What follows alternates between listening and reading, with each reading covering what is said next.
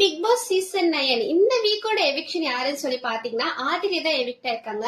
அது மட்டும் இல்லாம இந்த வீக்ல நிறைய வந்துட்டு வார்னிங் கொடுத்துட்டாரு நம்ம விஜய் சேதுபதி எல்லாத்துக்கும். பிகாஸ் டோட்டலாவே 18+ பேச்சு தான் எல்லாருமே. அது மட்டும் இல்லாம கை நீட்டுறது, பாடி ஷேமிங் பண்றது, புள்ளி பண்றது சொல்லிட்டு ஏகப்பட்டது எங்க சீசன்ல நடக்குது. அதனால விஜய் சேதுபதி கடைசியா ஒரு டைம் வந்து வார்னிங் கொடுத்திருக்காரு. இதுக்கு மேல நாங்க பார்க்க மாட்டோம். அது முக்கியமா கமருதீனை நிக்க வச்ச வார்னிங் கொடுத்துட்டாரு. இதுக்கு மேல நாங்க பார்க்க மாட்டோம். வீக்கெண்ட் வரைக்கும் நாங்க வெயிட் பண்ணவே மாட்டோம். மக்களோட ஓட்டுக்காகலாம். எங்களுக்கு இதுக்கு மேல தப்புன்னு தோணுச்சு அப்படின்னா கண்டிப்பா நடுவுலயே ரெட் கார்டு கொடுத்து வெளியே அனுப்பிச்சிருவோம் அப்படின்ற மாதிரி விஜய் சேதுபதி டைரக்டாவே சொல்றாரு. அந்த டைரக்டா சொன்னது கூட புரியல நம்ம கமருதீனுக்கு.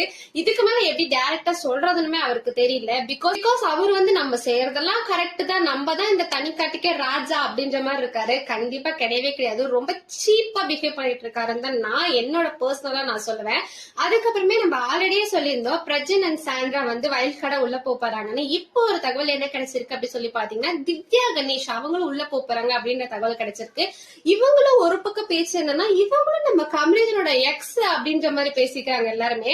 ஆல்ரெடியே கமருதீனுக்கு பார்வதிக்கு உள்ள வந்து நிறைய 18+ பேச்சு எல்லாம் போயிட்டு இருக்கு அவங்களோட ரொமான்ஸ் பாதையில. அதெல்லாம் கேட்கவே முடியலன்னு தான் நான் சொல்லுவேன். அதுக்கப்புறம் இவங்களும் உள்ள போறாங்க அப்படின்ற தகவல் கிடைச்சிருக்கு. பாப்போம் எக்ஸா இவர்கிட்ட என்னெல்லாம் பண்றாரு நம்ம கமருதீன் தெரியல. அது வரைக்கும் இருப்பாரானோட எனக்கு கன்ஃபார்மா தெரியல. கண்டிப்பா ரெட் கார்டு வாங்கிட்டு தான் அவர் வெளியே போவாருன்னு நினைக்கிறேன். 100% அதுதான் உண்மையா நடக்கும். ஓகே, அடுத்தது பிக் பாஸ்ல என்னெல்லாம் நடக்குதுன்னு மறக்காம அப்டேட் பண்றேன். ஐடி மட்டும் ஃபாலோ பண்ணிக்கோங்க.